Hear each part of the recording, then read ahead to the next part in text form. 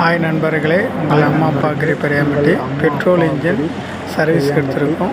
Head எப்படி இருக்குன்னு பார்க்கலாம் வாங்க. பெட்ரோல் ஹெட்டு சர்வீஸ்க்காக வந்திருக்கு. இதில் ஹெட் கம்ப்ளைண்ட் ஆகிருக்கு. இதில் என்ன பிரச்சனைன்னா ஹெட்டை நம்ம கழட்டி பார்க்கலாம் வாங்க.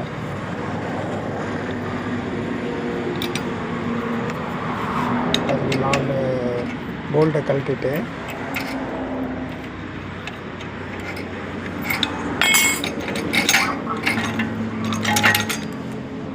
பாருங்கள், ஹெட்டு ஃபுல்லாக கறி பேக்கிங் எல்லாம் போயிடுச்சு.